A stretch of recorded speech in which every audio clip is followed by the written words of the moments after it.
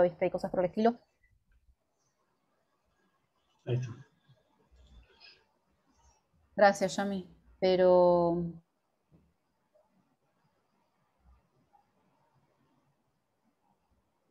Bueno, bueno, veremos. nada más.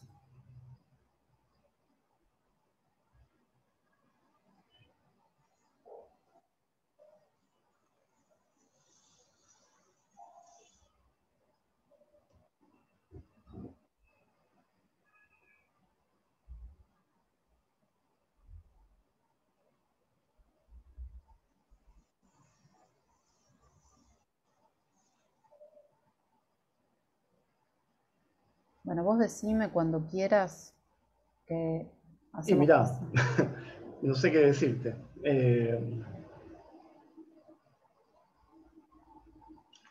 Por ahora tenemos una persona esperando, ¿no? Sí. Se espera un ratito más.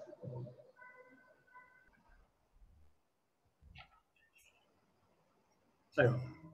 Bueno, buenas tardes. Mi nombre es Andrea Ballarini. Soy profesora y colaboradora del área de la formación general de la Universidad Pedagógica Nacional. Les doy la bienvenida. Hoy es el primer día de esta semana virtual UNIPE Federal 2021, que se está haciendo por segunda vez en el año. Las primeras jornadas fueron en febrero, ahora estamos haciendo las de agosto. Durante toda la semana vamos a poder o van a poder presenciar talleres que son todos de acceso libre y gratuito. Hay más de 150 actividades para pensar el futuro de la educación y del país, así que bueno, invitamos a que estas actividades se propaguen y bueno, y den aviso de que se pueden inscribir gratuitamente a presenciar distintos tipos de debates, de conferencias, talleres, presentaciones de libros, etc. Bueno, nosotros y nosotras que somos profesores, docentes del área de la formación general de la UNIPE, hemos propuesto una serie de diversos talleres que van a estar a cargo durante esta semana de los profesores y de las profesoras que habitualmente dan clases en las distintas carreras que ofrece UNIPE a la comunidad. El taller que yo ahora presento, llamado ¿Qué nos pasa con la verdad?, está a cargo del profesor Daniel Navarro.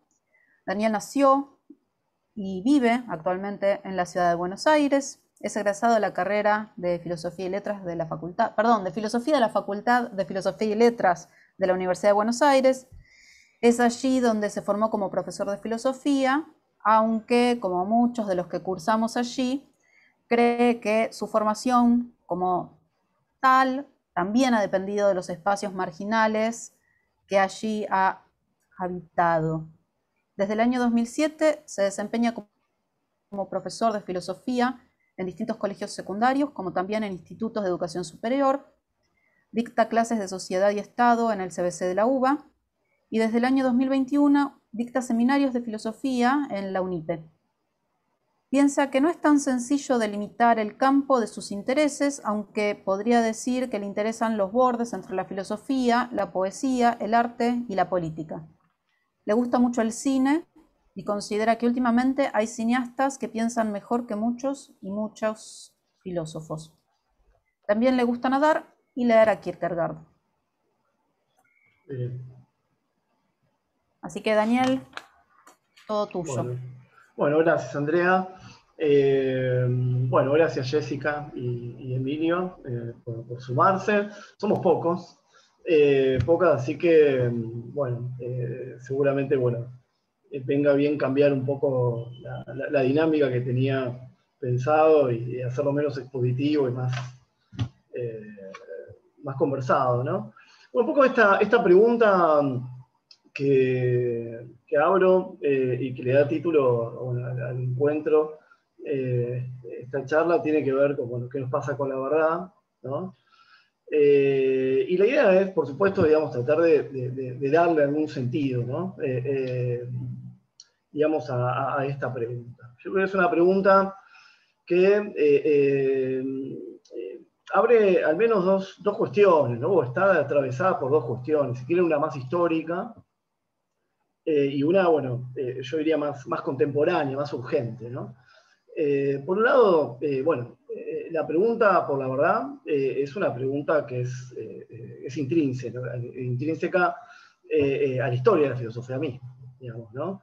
Es la gran pregunta, ¿no? Que de alguna manera ha permitido la continuidad de esa forma de pensar y de conocer que es la filosofía y que, bueno, como sabemos, tiene una vida de más de 20 siglos, ¿no?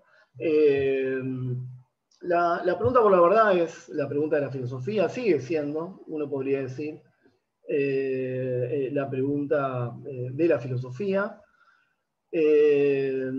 Bueno, aunque me parece que es una cuestión como para también pensarla, ¿no? Al fin y al cabo, si esa pregunta es una pregunta que hoy sigue rigiendo, digamos, lo que se produce, digamos, en el campo filosófico y que de alguna manera está presente en las motivaciones, ¿no? Y las preocupaciones de aquellas y aquellos que se ocupan y se dedican, ¿no? a la filosofía. Y por otro lado, bueno, me parece que también es una pregunta que mella, ¿no? Aspectos candentes, ¿no? De nuestra actualidad. Es una pregunta, digamos, la pregunta por la verdad, digamos, que me parece que expresa, ¿no? Una cierta urgencia, digamos, que constituye digamos, a nuestro orden contemporáneo, ¿no? La pregunta por la verdad me parece que articula estas dos cosas, ¿no? La historia, la filosofía como una tradición histórica que de alguna manera se fue forjando a través de esta pregunta. Y también esta pregunta me parece que abre, ¿no? Una indagación acerca, digamos, bueno, del momento, nuestro momento, ¿no? Lo que estamos viviendo, al fin y al cabo.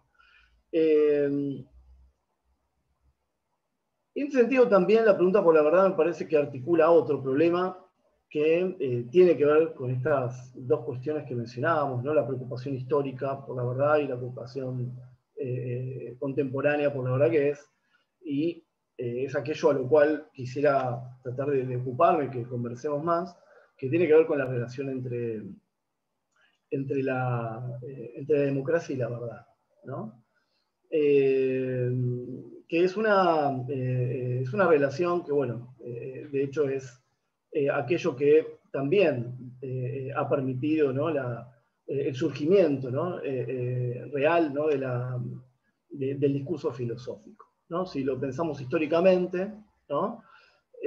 La filosofía nace en Grecia, ¿no? Y en un contexto ligado, digamos, al desarrollo de la polis, ¿no? Del orden democrático clásico, ¿no?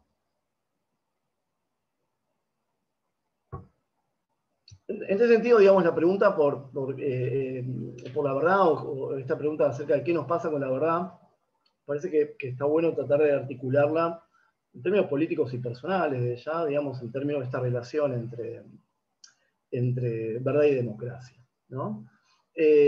Bueno, por un lado, como sabemos, el origen mismo digamos, de la filosofía, ¿no? Como una determinada forma de pensar y de conocer, ¿no? Se inició, ¿no? En un contexto eminentemente democrático, ¿no? Es ese involucramiento entre, digamos, el logos, ¿no? Y la polis, lo que dio lugar, ¿no? Lo que ha facilitado el desarrollo, ¿no? De esta forma de pensar, ¿no? Que llamamos, bueno, algunos griegos comenzaban a llamar filosofía, estamos hablando del siglo V, VI, digamos, antes de Cristo, y que, bueno, de alguna manera se ha continuado, ¿no? Se ha continuado, como sabemos, en distintos tipos de contextos históricos, ¿no? Y evidentemente en diferentes contextos políticos, pero bueno, en principio lo que podríamos decir y que podemos reconocer como algo que se ha verificado, ¿no? En distintos contextos ha sido que digamos que el campo político, ¿no? Que ha facilitado, ¿no? Que mejor ha facilitado el desarrollo del pensamiento filosófico ha sido la democracia, ¿no? O ha sido esos contextos políticos que han de alguna manera permitido, ¿no? El desarrollo de lo que podemos llamar la crítica, ¿no? El pensamiento crítico, entendido como un pensamiento que pretende, ¿no? una cierta autonomía, ¿no? Respecto de los poderes institucionales, ¿no? Del Estado, uno podría decir, de las instituciones religiosas, ¿no? Del orden económico también. En principio podríamos verificar eso, ¿no? Que de alguna manera la filosofía se ha desarrollado, digamos, con mayor soltura, ¿no? En contextos políticos, digamos, que han permitido una cierta libertad crítica, ¿no? Que de alguna manera no han determinado tanto, institucionalmente hablando, digamos, a esta forma de conocer y de pensar, que bueno, como sabemos tiene que ver con una forma de conocer y de pensar fundada, ¿no? En la racionalidad, ¿no? En la razón, en el logos, en un tipo de conocimiento y de forma de pensar que, bueno, está abierta, digamos, a lo público, ¿no? Está abierto a un tipo de discurso, ¿no? O que se abre como un tipo de discurso cuya pretensión no es otra que la de denunciar, digamos, públicamente, ¿no? Ciertas verdades sobre la realidad natural, sobre la realidad humana, ¿no? Sobre las verdades del mundo, en principio, ¿no? Un discurso que, digamos, cuyo carácter público es inherente, ¿no? Digamos, a esta forma de pensar que es la racionalidad, ¿no? Hay varios autores y autoras que se han ocupado, ¿no? de trabajar precisamente esta relación, ¿no? Este involucramiento entre filosofía y verdad, entre filosofía y democracia. Hay varios. Uno de ellos, yo creo uno de los más célebres, es un francés, un helenista francés llamado Bernard, no sé si seguramente lo ubican, ¿no? Hay un librito de Bernard muy interesante que se llama El origen del pensamiento griego, y ahí hay un capítulo específico donde, bueno, da cuenta de esto, ¿no? De cómo efectivamente el desarrollo del pensamiento filosófico se ha ido elaborando como condición de posibilidad en un territorio político que es el de la ciudad democrática, digamos, griega, ¿no? Como una manera también digamos, de diferenciar, digamos, esta forma de pensar que es la filosofía de, bueno, por ejemplo, la tradición mitológica, ¿no? Digamos, una forma de pensar y de conocer cuyo de alguna manera territorio específico ha sido más bien el territorio, digamos, religioso, ¿no? El lugar de la filosofía es la plaza pública, ¿no? Es el ágora, ¿no? Es el espacio público, ¿no? Por excelencia, a diferencia de, uno podría decir, digamos, ese otro tipo de saber, un saber de carácter oracular, cuyo sitio precisamente es el oráculo, un lugar oscuro, una palabra, digamos, una palabra determinada, ¿no? Por el ámbito religioso, ¿no? Es una palabra que está afectada por una trascendencia que, bueno, tiene que ver con esa determinación religiosa, ¿no? Es allí cuando efectivamente, ¿no? Se constituye la democracia que surgen condiciones para el desarrollo, ¿no? de esta forma digamos, de pensar y conocer qué es la filosofía, ¿no? Ahí uno podría decir, bueno, encontramos involucrado, ¿no? esta relación en su comienzo mismo entre filosofía y democracia, ¿no?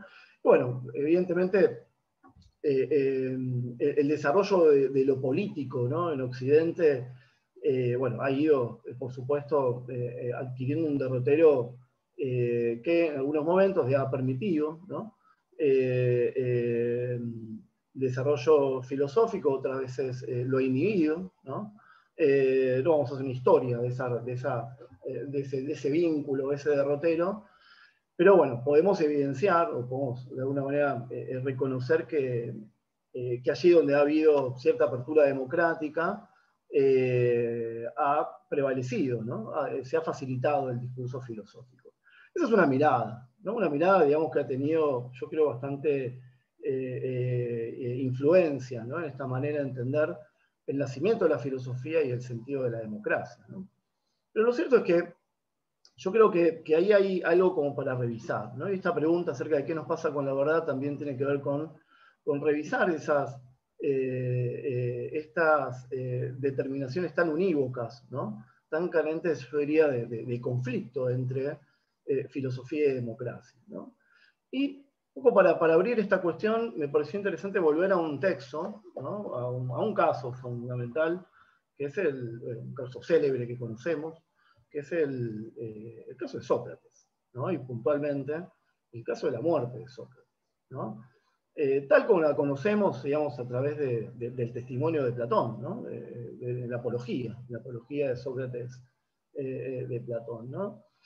Ahí hay algo como para volver a reconsiderar, ¿no? Me parece que es un texto bueno, que conocemos, generalmente se suele conocer mucho, se trabaja, se lee, la historia de Sócrates más o menos la conocemos, y la conocemos fundamentalmente también a través del testimonio de Platón, ¿no? De la apología de Sócrates. Sabemos que no es el único testimonio que nos ha quedado, digamos, sobre la vida de Sócrates, hay otro.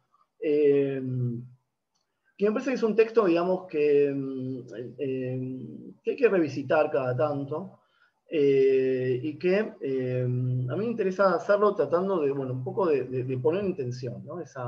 Ese involucramiento, digamos, que se ha elaborado entre filosofía y democracia, porque, bueno, me parece que es un texto, la apología de Sócrates, ese texto, digamos, temprano de Platón, ¿no? Como sabemos, un texto en el cual Platón nos ofrece una especie de testimonio, digamos, bueno, sobre varias cosas, ¿no? Fundamentalmente sobre bueno, el discurso de defensa de Sócrates, ¿no? Ante aquellos que, bueno, han pretendido, digamos, condenarlo y efectivamente lo condenaron, ¿no? A muerte.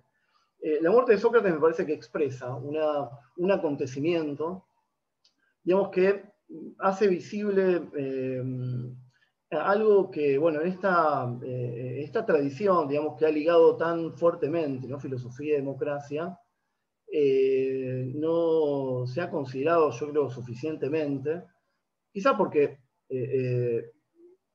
lo podemos ver mejor hoy, es una cuestión que me parece que estaría bueno conversarla más adelante, que tiene que ver con la atención, ¿no? Porque me parece que la muerte de Sócrates efectivamente hace visible que esa relación entre filosofía y democracia no es una relación, digamos, pacífica, armoniosa, sino eminentemente conflictiva, ¿no?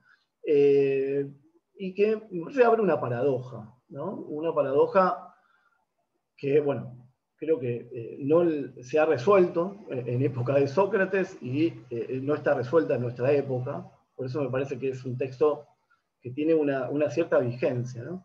Que es, bueno, esta relación tensa entre filosofía y democracia, ¿no? La democracia como territorialidad política, digamos, favorece, facilita, alienta, ¿no? Permite, ¿no? Genera las condiciones posibles para la filosofía entendida, ¿no? Como un discurso como una voluntad de verdad, ¿no? Una voluntad genuina de verdad, podríamos decirlo, y sin embargo parecía ser que ese ámbito que propicio, ¿no? para la indagación de la verdad y para la exposición pública, ¿no? de la verdad, es un ámbito al cual, digamos, la verdad no le cuaja del todo, digamos, ¿no? Eh, eh, y ahí me parece que eso se puede ver, se debe ver, yo creo que en la apología de Sócrates, ¿no? Bueno, no sé si lo tienen presente, supongo el texto, Jessica, Emilio, Andrea y demás. Porque ahí aparece algo muy interesante, ¿no? Cuando Platón no solamente nos ofrece el testimonio, ¿no? del discurso de defensa de Sócrates, sino también bueno, el discurso en el cual, bueno, Sócrates enuncia, en el discurso de la muerte del propio Sócrates, ¿no? Sócrates ya condenado a muerte, esperando ¿no? que le den de beber la cicuta, bueno, empieza a reflexionar sobre su muerte y demás. Pero lo cierto es que si tenemos presente este texto de Platón, el discurso de Sócrates es muy interesante, ¿no? Porque efectivamente hay algo que Sócrates enuncia, que tiene que ver, digamos, con que, bueno, el discurso de Sócrates es bastante determinante, ¿no? Propio, ¿no? Un discurso de defensa que de alguna manera lo que se propone es, bueno, tratar de refutar, ¿no? Las acusaciones. A Sócrates se le atribuyen toda una serie de, digamos, de acusaciones, y bueno, como todo discurso de defensa, digamos, no pretende más que eso, ¿no? Dar cuenta de que, bueno, aquello que le atribuyen es falso, no se corresponde con su forma de vivir, con su forma de pensar, con lo que hace, ¿no? Bueno, eso es lo que de alguna manera rige, ¿no? el discurso de defensa de Sócrates, ¿no? Y hay algo muy interesante, y es que, bueno, Sócrates va, ¿no? Desmontando cada uno de estas acusaciones, bueno, que son de muchas cosas, como ya sabemos, va desmontando cada una de estas acusaciones y simultáneamente, bueno, dejen claro, ¿no? Dejen claro, digamos, que hay otros motivos, ¿no? Hay otros motivos reales, ¿no? Determinantes por los cuales a Sócrates se lo está acusando, ¿no? Injustamente, y que, bueno, son motivos que uno podría decir no tienen asidero institucional, ¿no? Cuando Sócrates dice, bueno, en un momento él distingue entre dos clases de acusadores, ¿no? Esos acusadores jóvenes, ¿no? De hecho, dentro de, digamos, del mundo griego había una figura muy particular que todavía tiene cierta vigencia, que se la tiene presente la figura de los psicofantes, ¿no? Que es una figura muy, muy interesante, que tiene que ver con una figura de algo así como una especie de denunciador profesional, ¿no? Aquel cuya tarea no es otra que denunciar, incluso denunciar por otros, ¿no? Cuya tarea es calumniar, denunciar, y en buena medida esos acusadores, en el texto Sócrates los nombra como acusadores recientes, ¿no? Los nombra Meleto, Anito, Licón, de alguna manera actúan como psicofantes, ¿no? Llevan, digamos, a los tribunales, a la magistratura, ciertas acusaciones, en realidad, digamos, esconden otras, que no tienen asidero institucional. Uno no puede acusar a otro porque te cae mal, digamos, ¿no? O porque de alguna manera hay un cierto resentimiento, digamos, que aflora de una manera, ¿no? Intensa, ¿no? Y ahí cuando Sócrates, bueno, de alguna manera va distinguiendo, ¿no? Entre estos acusadores que llama recientes, de otra clase de acusadores, y acá me parece lo interesante, que llama esos acusadores que me han acusado desde siempre, ¿no? Esos acusadores que de alguna manera, digamos, se han inscrito en una especie de, digamos, de falsa, ¿no? Representación acerca de mí, ¿no? Y en buena medida motivados por, acá aparece otra cosa fundamental, que es motivados por precisamente esa tarea, digamos, que asume Sócrates, que tiene que ver con ejercer la filosofía, ¿no? A su manera, de una manera, bueno, como sabemos, bastante distinta, ¿no? A la de la tradición anterior, la tradición presocrática, etc.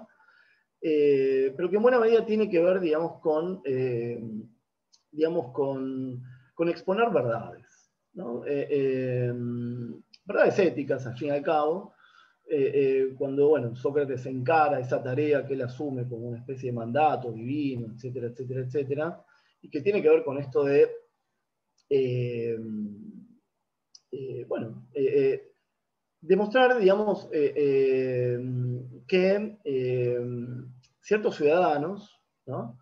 No son quienes dicen ser, ¿no? En buena medida su tarea tiene que ver precisamente con hacer visible que eso que algunos ciudadanos atenienses, digamos, ¿no? dicen de sí mismos no se corresponden con lo que realmente son, ¿no? Ese dictum socrático, ¿no? Evidentemente, un poco apunta a esto, ¿no? Esta idea de asumir la filosofía como como una puesta en cuestión, ¿no? Como un cuestionamiento ético, ¿no? En relación, digamos, a la forma en que ciertos ciudadanos, para mí, uno puede entender, digamos, o advertir, digamos, que Sócrates no se está refiriendo, digamos, a ciertos ciudadanos, ¿no? Sino en general, digamos, a una especie de, digamos, de condición social, ¿no? Una condición social, bueno, que evidentemente está completamente desentendida, digamos, de una forma de vida ética y, por supuesto, de la verdad, ¿no? Lo cierto es que, bueno, Sócrates enuncia allí, un poco tratando de hacer visibles, digamos, las razones reales e inconfesables, ¿no?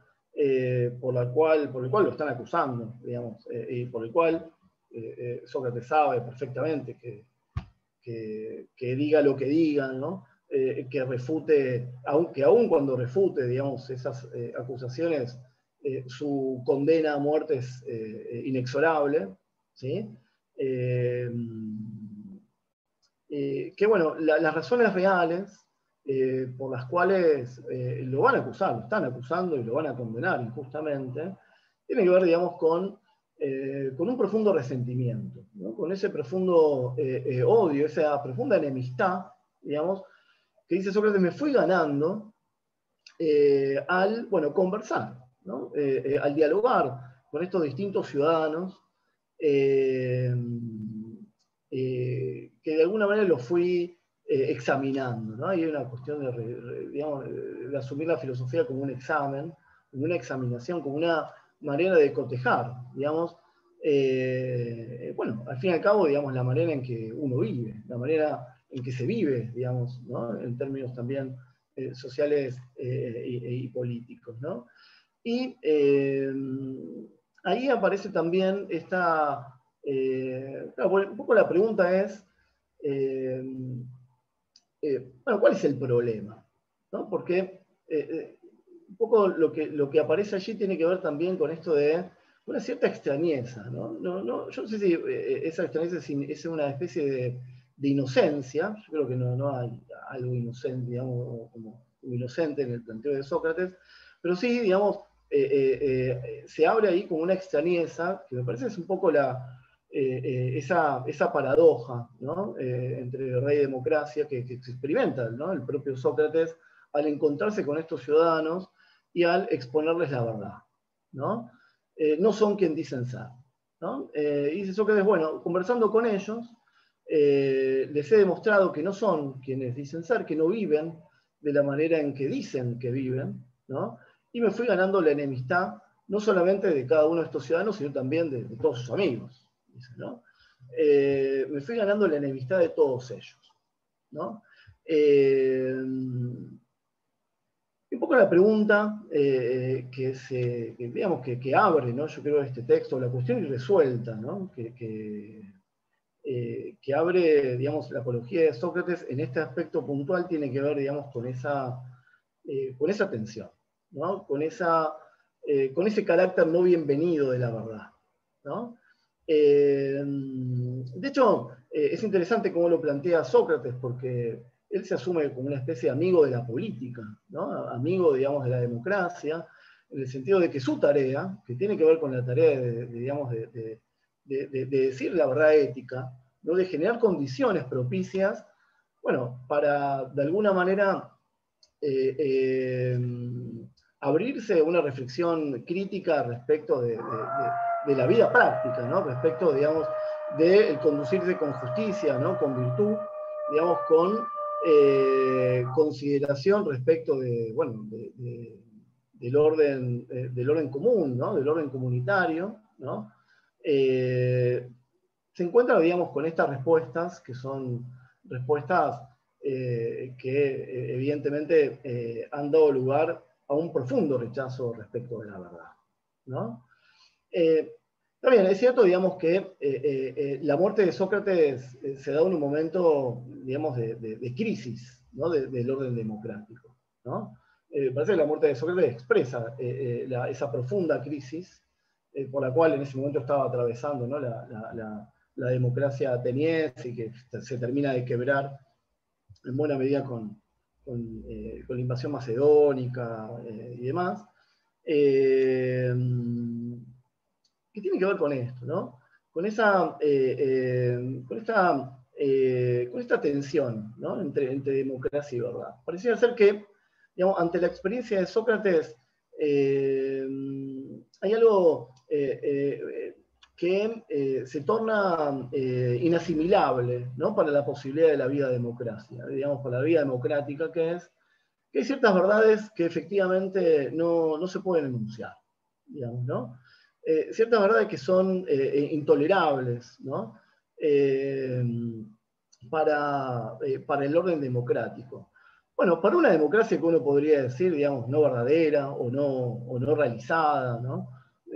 O no madura, pero lo cierto es que me parece que el caso de Sócrates nos muestra, digamos, esa tensión, ¿no? Entre democracia y verdad, digamos que bueno, por un lado, decíamos hace un rato, genera condiciones, ¿no? Propicias para el desarrollo de la filosofía, pero por otro lado, ante esas verdades que propicia la filosofía, pareciera ser que ahí la institucionalidad democrática se cierra, ¿no? Se cierra de alguna manera marginando esas verdades de una manera radical, porque bueno, a Sócrates, la democracia se cerró sobre Sócrates ciándolo, digamos, ¿no? Condenándolo injustamente, ¿no? Matándolo. Entonces, bueno, ahí hay, bueno, yo creo muchas cosas para revisar, ¿no? En esta relación, ¿no? Entre filosofía y democracia, eh, porque, bueno, un poco atendiendo a lo que mencionábamos antes respecto de Bernard o de otros autores, hay otro autor muy interesante que me gusta mucho, no sé si lo conocen, a Giorgio Colli, que escribió un librito bellísimo que se llama El nacimiento de la filosofía, que plantea algo más o menos parecido, ¿no? Que bueno, la filosofía nace con Platón, que nace en buena medida en un contexto en el cual se desarrolla, ¿no? En una forma de pensar que tiene que ver, digamos, con la dialéctica, entendiendo la dialéctica, digamos, con un discurso, una racionalidad que se va elaborando a través de argumentos y contraargumentos, ¿no? De una apuesta, digamos, de una apuesta argumentativa, ¿no? Una apuesta crítica, efectivamente, ¿no? Pero pareciera ser que a pesar de esa fundación democrática de la filosofía que ha pretendido, yo creo, ¿no? Podemos, digamos, de alguna manera también encontrar, digamos, en la forma, ¿no? En que Sócrates ha ejercido la filosofía, una fundación filosófica de la democracia, ¿no? Como si, bueno, la democracia permite el desarrollo de la filosofía, pero al mismo tiempo la limita, ¿no? Impidiendo, digamos, una fundación democrática en la verdad, ¿no? Eh, bueno, esto me parece que es una cuestión gigantesca, ¿no? Y por supuesto irresuelta por parte, digamos, de la filosofía. Bueno, en el caso de Sócrates es claro, ¿no? Por cómo termina un poco la historia. Eh, un poco la pregunta acerca, digamos, que propongo, digamos, para esta charla, que es, bueno, ¿qué nos pasa con la verdad? Tiene que ver un poco con, por un lado, relativizar esa relación, ¿no? Reconocerlo al menos, hacer visible, digamos, esa tensión, ¿no? Esa tensión entre filosofía y democracia. Bueno, menciono el caso de Sócrates, pero podemos mencionar muchos otros, ¿no? A los cuales ha dado lugar la historia de la filosofía en distintos contextos, ¿no? Y me parece que, por otro lado, por supuesto, sigue siendo un problema para nosotros, ¿no? Y sobre todo, bueno, en este contexto que, bueno, nos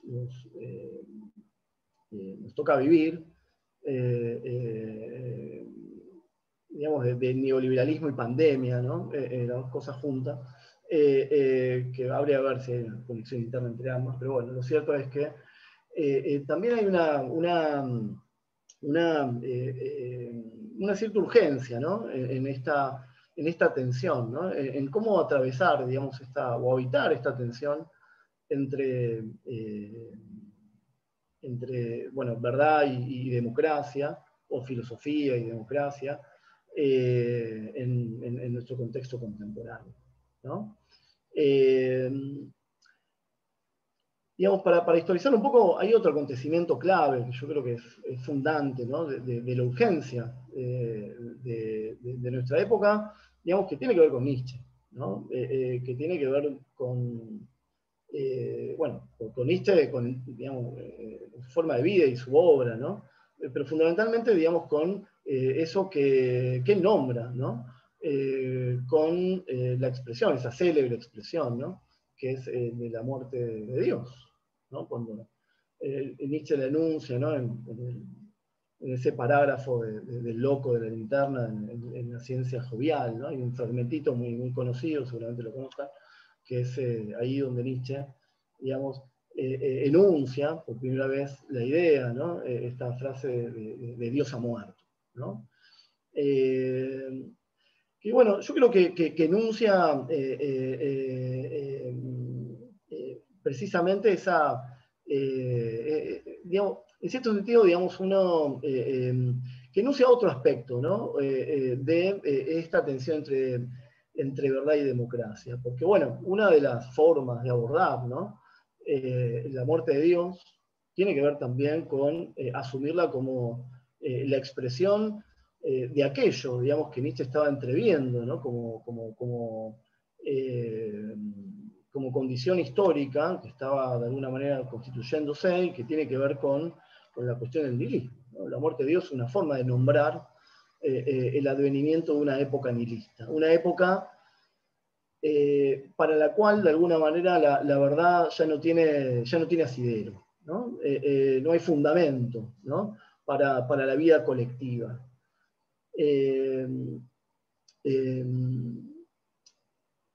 En este sentido, bueno, efectivamente, ¿no? La muerte de Dios, digamos, denuncia, ¿no? La condición, bueno, un poco trayéndola, ¿no? Para nuestro contexto, denuncia un poco digamos, la condición filosófica, ¿no? De la posibilidad de la vida democracia, de la vida democrática, un poco, digamos, totalmente distanciada, ¿no? De la posibilidad de la verdad como fundamento de la vida colectiva, ¿no?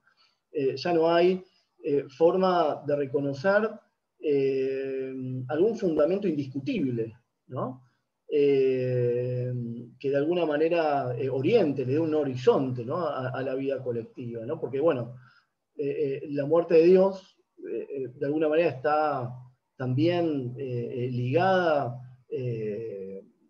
bueno, al perspectivismo, ¿no? A lo que se suele llamar el perspectivismo, también otro descubrimiento de Nietzsche, ¿no?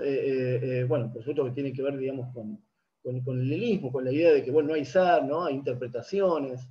En buena medida vivimos una época en la cual prevalece, ¿no? El orden discursivo. Me refiero a un tipo de discurso totalmente ligado al imperio, ¿no? de la interpretación, ¿no? De la opinión, de la incapacidad bueno, de encontrar algún aspecto indiscutible, ¿no?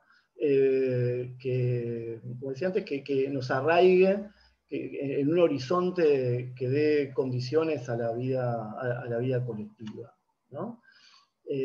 Bueno, parece que ahí arraigan discursos como, bueno, las antivacunas, o ese tipo de, digamos, de discursos que son producto de todo esto, ¿no? Que son producto de, digamos, de una serie de determinaciones entre mediáticas, pero que profundamente arraigan en una condición histórica totalmente, bueno, desarraigada, ¿no? de la verdad, ¿no? En la cual, bueno, prevalece fundamentalmente como único determinante un poder totalmente descarnado, ¿no? Que se exhibe, digamos, como tal, ¿no? Omnívoro, ¿no? Omnipotente, ¿no? Y determinante de una serie de, digamos, de condiciones de nuestra existencia, ¿no? La técnica, la guerra, etc., ¿no? Bueno, la idea es que sea una charla.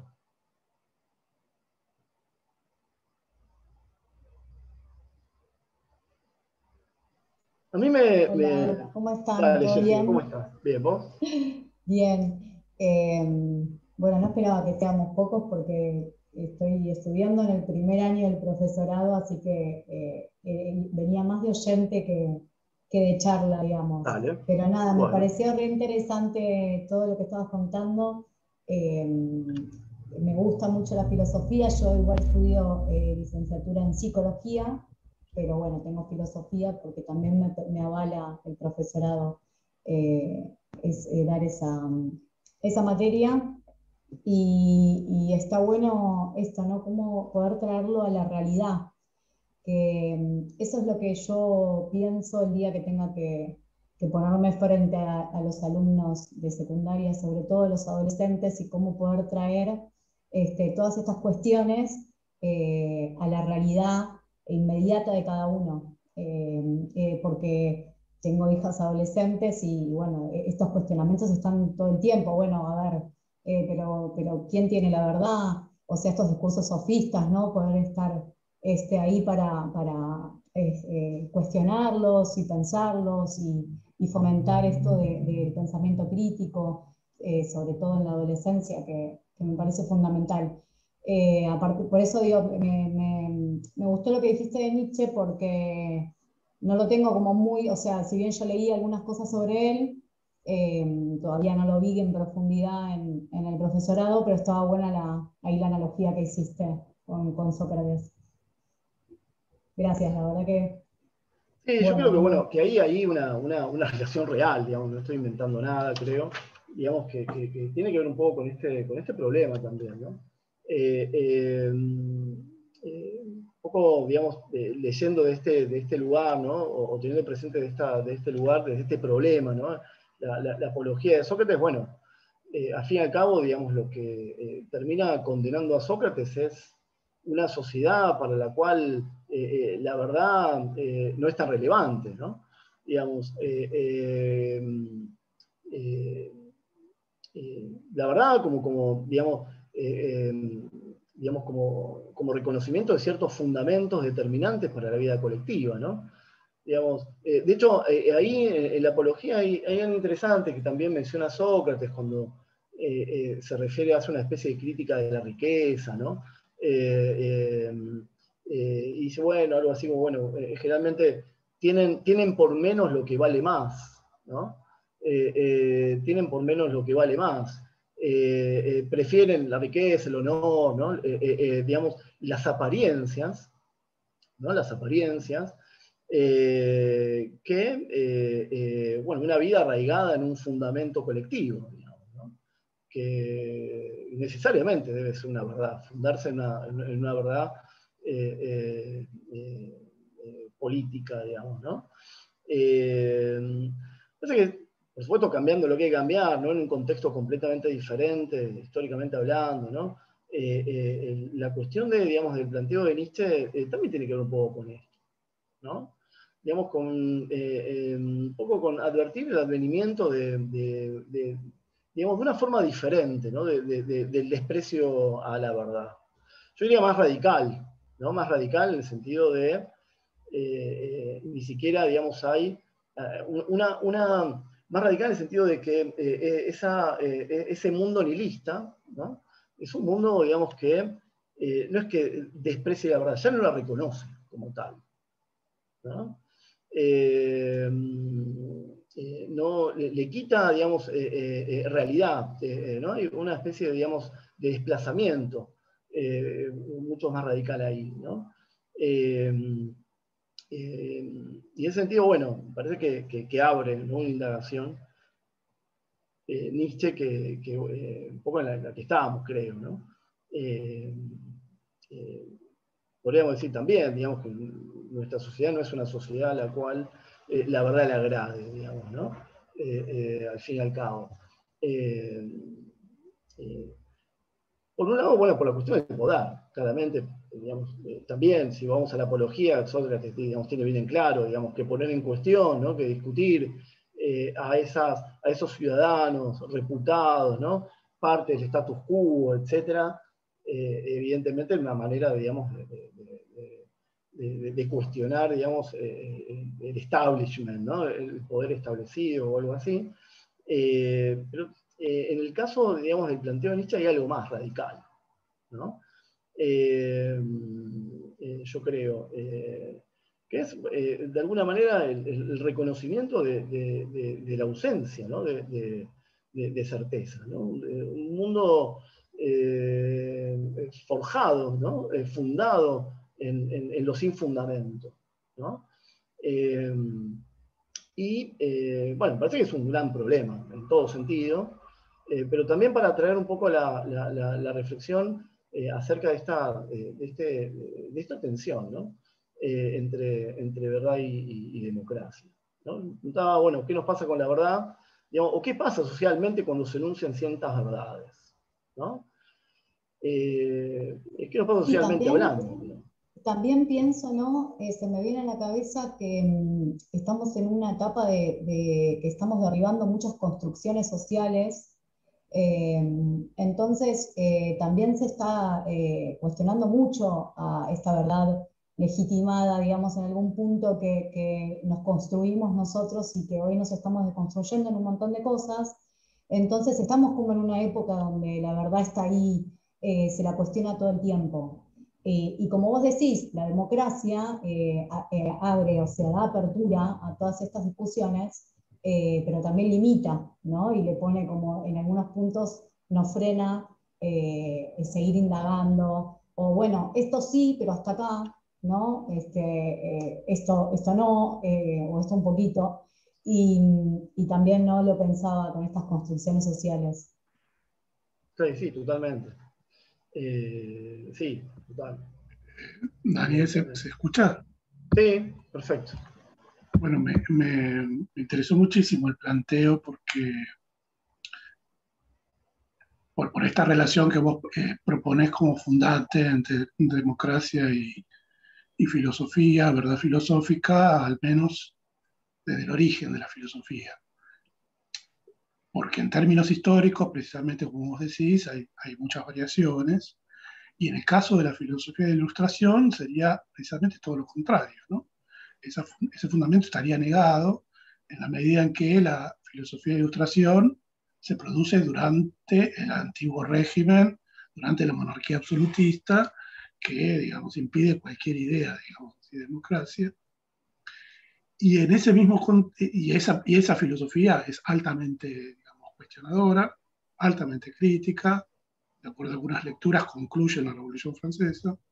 Total. Y en ese mismo sentido pensé en la figura de Rousseau, que es un perseguido permanente, ¿no? Es perseguido permanentemente a partir de lo que escribe. Por lo que escribe, tiene que estar en permanente fuga. Y hay un último texto, uno de los últimos textos, que es el Rousseau, juez de Jean-Jacques, donde él es una especie que es precisamente un diálogo filosófico, y que me remitió mucho a la apología de Sócrates, ahora porque vos lo expusiste, que yo cuando lo estudié no lo tuve para nada presente, porque precisamente ahí lo que hace Rousseau, dividido en tres voces, el propio Rousseau, un lector de Rousseau, y Jean-Jacques, que sería el autor de la obra. Rousseau sería, digamos, aquel que leyó la obra, y Jean-Jacques sería el autor de la obra, y un lector que se llama un francés, que sería aquel que no leyó la obra, pero que dice todo lo que se dice sobre la obra. Entonces es fenomenal porque es precisamente una autoapología, digamos así, si se tiene en cuenta este modelo, ¿no? La apología de Sócrates.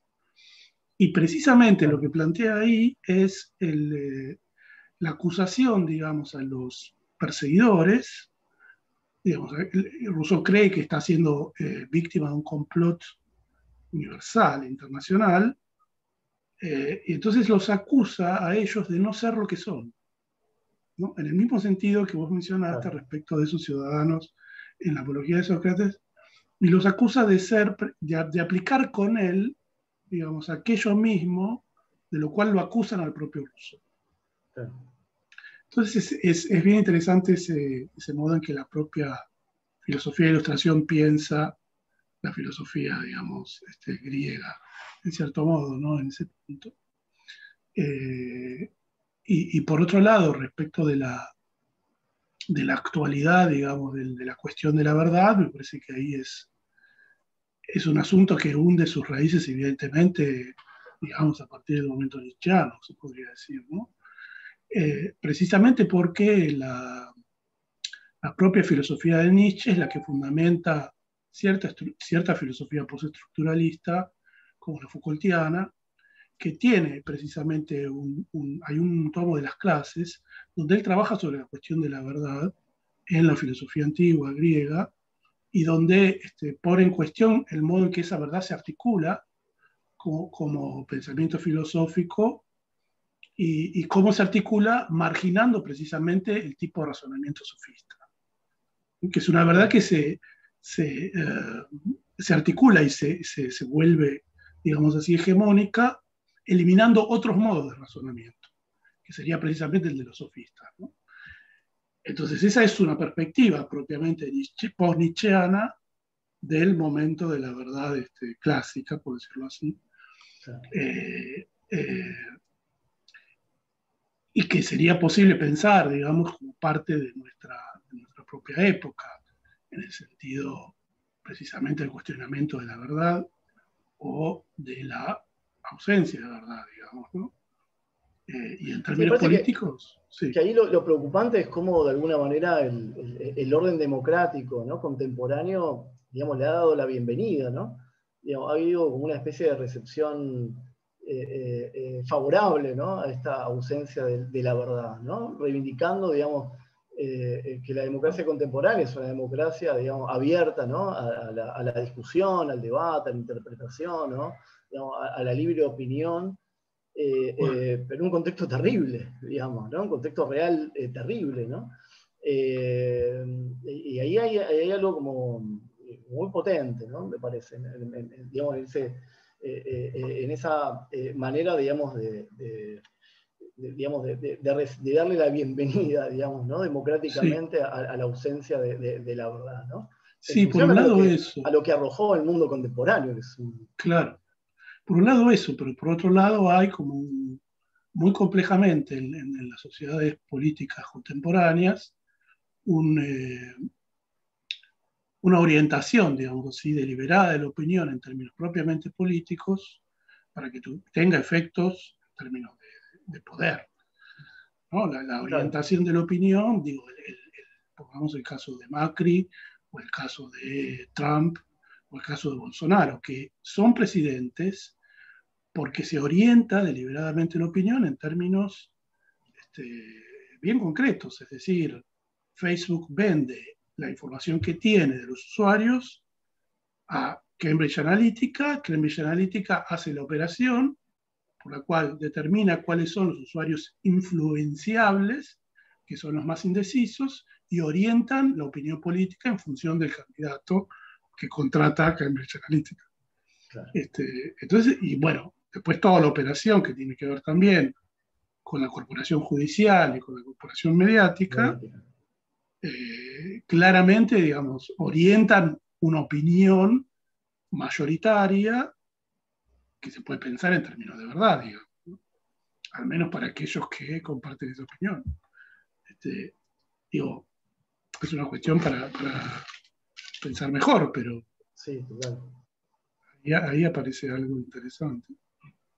Sí, ahí te iba a preguntar, bueno, pero ¿por qué la opinión en términos de verdad? Bueno, en términos de apariencia de verdad, ¿no? Claro, en términos de no verdad, precisamente, Claro, ¿no? Este, pero, claro, funciona como dador de convicción, digamos, de certeza. Perdón, yo quería mencionar Andrea. algo a partir de un poco de lo que estaban diciendo, que estaba pensando por un lado si la muerte de Dios, este postulado del nihilismo, o uno de los nihilismos nietzscheanos, digamos, por más que da un diagnóstico, me pregunto si realmente abre eh, la contemporaneidad o si lo que está pasando ahora ya es de otra índole, digamos. Porque estaba pensando en esto de la opinión y más allá de las cuestiones de, de- de manipulación de la opinión y etcétera, lo que me parece que está sucediendo actualmente, no sé si es tanto que no se valore la verdad, sino lo que hay es una exacerbación de la opinión y de la subjetividad muy, muy, eh, ya digamos, casi de la individualidad, ¿no es cierto? Entonces, no sé si es tanto que se bastardee o que no importe la verdad, sino que se exacerba la opinión y la creencia personal. Eh, y por otro lado, la otra cuestión que estaba pensando a partir de lo que viniste exponiendo hasta ahora es que en todo momento estuviste hablando de una verdad de alguna manera por correspondencia, ¿no? Una verdad que se corresponde con algo de lo que es o con una supuesta realidad que hay ahí. Entonces me preguntaba, digamos, cómo lo pensabas esto eh, contemporáneamente, digamos, en lo que está pasando ahora, sobre todo que se habla tanto, ¿no?, de la posverdad y cosas por el estilo, porque el hecho de pensar que hay una realidad o algo que está ahí y que era justamente, digamos, esa clase de fundamento o esa clase de asidero que permitía pensar en una verdad. Pero eso implica el supuesto de que hay alguna clase de correspondencia entre lo que se dice y lo que es, ¿no es cierto? Sí. Y entonces estaba pensando en cómo esta pregunta que vos formulás en el taller, cómo la pensás en la contemporaneidad respecto de, bueno, hay algo ahí que es, digamos, se podría reconstruir alguna clase de verdad o después de del postulado nietzscheano ya sería imposible volver a verdades, a grandes verdades, etcétera. Bien. Ya. Yo lo que pienso, Andrea, en relación a esto último que planteas, es que yo no veo, digamos, una preocupación, ¿no? Por darle lugar, digamos, a la pregunta que vos haces, ¿no? Digamos, una preocupación filosófica, ¿no? No veo, digamos, que haya una energía productiva en función, ¿no?, de abrirnos un proyecto que permita, digamos, algo así como una reconstitución de la objetividad, digamos, ¿no? Me parece que la ausencia, ¿no?, que la pregunta misma, me parece, que vos planteás, es parte del problema, ¿no? Eh, eh, lo encuentro, digamos como una especie de vocación histórica, ¿no? Por ir, arraigarnos en un proyecto que de alguna manera nos oriente, ¿no?, en esa dirección, ¿sí? Y lo planteo, digamos, no como otra cosa, digamos, ¿no? Bueno, la reconstitución de la verdad, por supuesto que se va a dar, si es que de alguna manera, digamos, acontece algo así, digamos, como un proyecto colectivo, supongo, digamos, ¿no? Como una búsqueda colectiva. Lo cierto es que me parece que esa preeminencia, ¿no?, de este desierto del individualismo al cual te referías vos, inhibe cualquier proyecto que de alguna manera se haga esa pregunta que vos estás planteando, ¿no? Yo no reconozco esa pregunta como una preocupación de nuestro tiempo, digamos, ¿no? Como en términos colectivos. Sí, bueno, por supuesto, digamos, es evidente, ¿no?, en nuestras formas de vida y las manifestaciones de nuestra forma de vida, digamos, en el orden cultural, social, etcétera, esa exacerbación de esta subjetividad súper individualista, ¿no? Que bueno, también se expresa políticamente en la manipulación al estilo, digamos, del Big Data, ¿no? Y la segmentación de las campañas electorales, etcétera, etcétera, etcétera, ¿no? Que bueno, también tiene que ver con un régimen de consumo, ¿no? Que acompaña, digamos, a esas prácticas de vida. Yo lo asumo como una preocupación más, digamos, la ausencia de ¿no? de esta búsqueda, digamos, ¿no? Y bueno, me preocupa. No sé si respondo, más que responder, digamos, abro un poco la pregunta que vos haces. Sí, tampoco hay respuestas que puedan ser taxativas, ni mucho No, menos. ya, Todo lo contrario. No, lo cierto es que, bueno, por supuesto las formas de la verdad, digamos, han ido variando en las formas en que la filosofía ha determinado, ¿no? Esas nociones. Pero también la verdad son formas, digamos, de arraigos comunitarios, ¿no?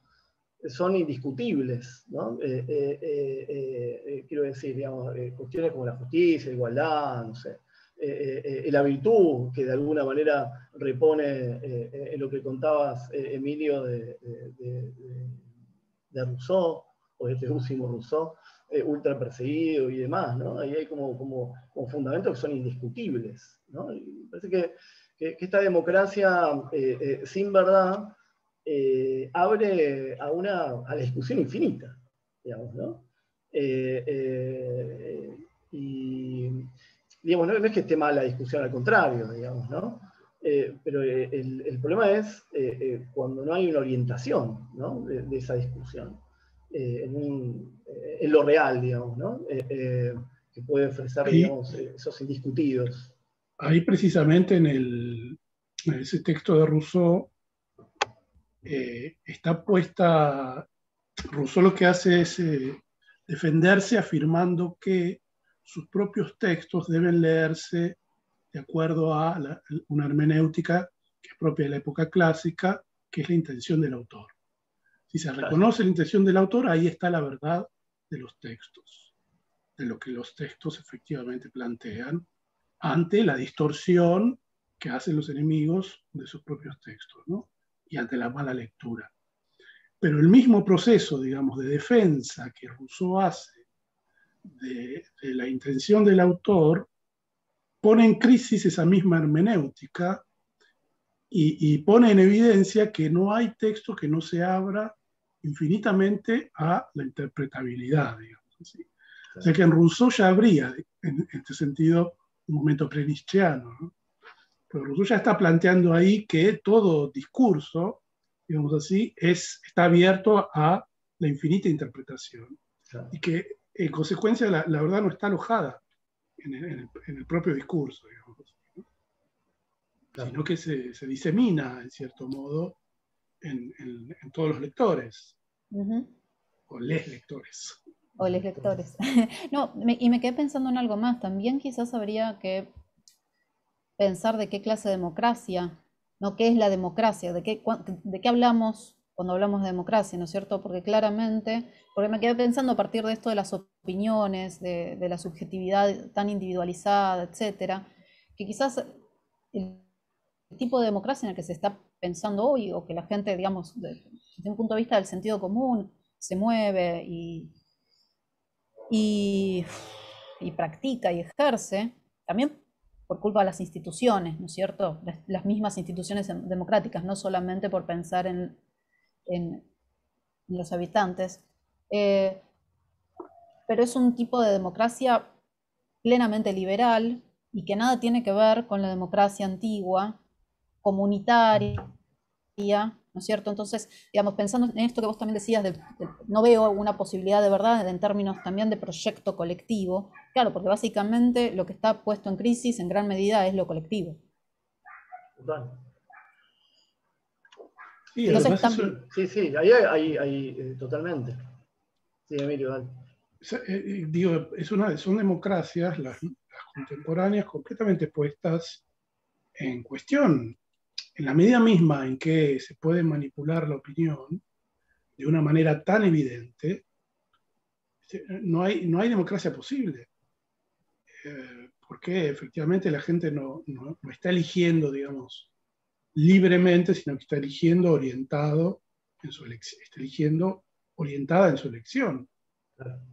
Entonces ahí no, yo creo que es una democracia que llegó a su límite, la propia democracia liberal, llegó a su límite con este dominio, digamos así, de las grandes corporaciones mediáticas, judiciales y empresariales, en el sentido de las operaciones que hacen estos Facebook, Cambridge Analytica, digamos, ¿no? Parece que hay un límite, llegamos a un límite de la democracia liberal. Sí, se hizo visible totalmente. Preciso volver a pensar. Está bueno, ese límite se hizo visible, ¿no? Digamos, cuando de alguna manera también se torna, digamos, como paradójico, ¿no? Digamos, porque bueno, la democracia liberal es una democracia que de alguna manera arraiga en el orden discursivo también, ¿no? En la libre expresión, ¿no? En términos institucionales, en el orden republicano, etcétera, etcétera, etcétera. Y ahí hay como, digamos, una tensión, ¿no? Porque ese límite de esta discusión estifirita está dado por el poder efectivo, digamos, ¿no? Por el poder efectivo neoliberal, digamos. Ahí ya, de alguna manera, se hace visible, ¿no? Digamos, el fundamento, digamos, o la ausencia de fundamento, que es el poder que se muestra, ¿no? Y que evidentemente coarta cualquier indiscutible, que no sea, digamos, indiscutible en términos filosóficos, digamos, ¿no? O en términos de fundación de verdad, digamos, que racional, que remite a un orden racional, digamos, ¿no? Un cierto tipo de racionalidad, ¿no? Así que estamos viendo ese momento, ¿no? de visibilidad plena, ¿no? De ese límite. Así. A ver, ahí. No, que también estaba pensando, sí, que es curioso, pensando en estas tensiones y las posibilidades entre distintas formas de gobierno y la democracia, digamos, como momentos, bueno, ya Emilio mencionó, ¿no es cierto?, la Ilustración, pero yo pensaba también en el siglo XIX y todo el proyecto de filósofos para traducir a los antiguos, para conformar justamente el Estado-Nación, digamos, y toda una época, digamos, de Estado fuerte, sumamente fuerte, y de filósofos además trabajando para eso, ¿no es cierto?, para lograr terminar de darle cuerpo a los Estados-naciones, ¿no es cierto?, en términos de preponderancia cultural, etcétera, digamos, todo el movimiento de traducción en Alemania, en esa época.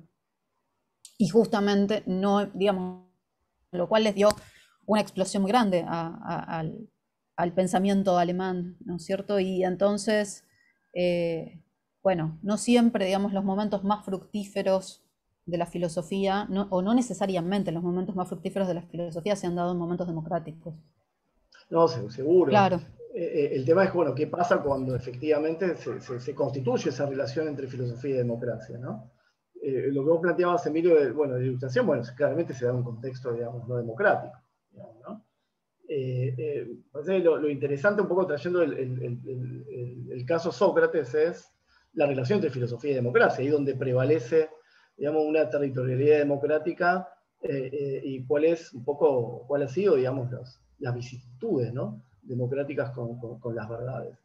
Lo cierto es que, bueno, esto que vos planteás, Andrea, está bueno, y yo, claro, pasa que, bueno, parece que, digamos, los siglos anteriores, uno podría decir, bueno, han tenido un cierto horizonte, o se han encontrado ciertos horizontes, ¿no? El Estado-Nación, ¿no?, que traes vos. Bueno, ¿cuál es el que tenemos ahora? No te terminé de escuchar, pero creo que dijiste cuál es el que tenemos ahora. Claro, digamos, ¿cuál Claro, es nuestro horizonte? Sí. ¿No? Parece que hay una vida, digamos, que está determinada por un poder que discurre, digamos, sobre sí mismo, digamos, ¿no? Y no hay más que eso, pareciera, ¿no? Bueno, y eso, bueno, en un contexto bueno, el contexto, bueno, de este límite, ¿no? Al cual ha llegado, digamos, como decía Emilio, y planteaban, la democracia liberal, ¿no? Como planteamos, Andrea. Bueno, son cuestiones, digamos, como para tener, ¿no?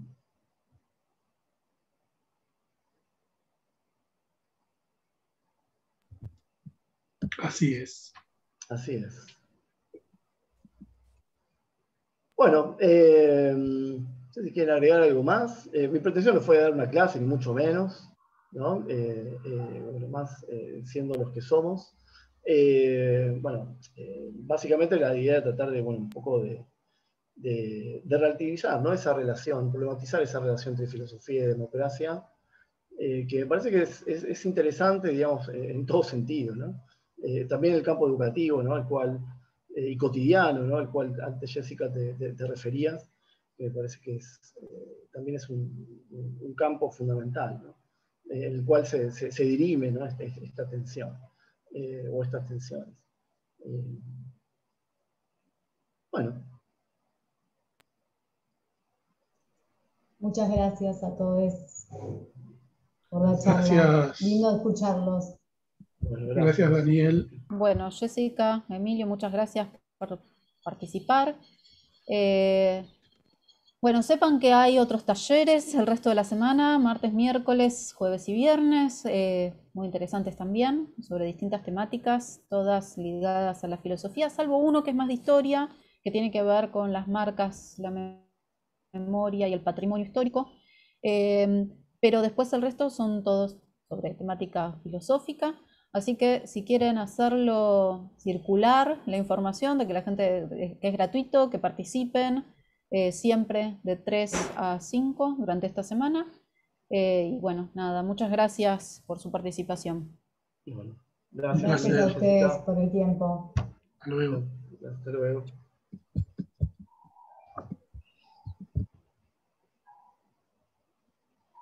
Bueno.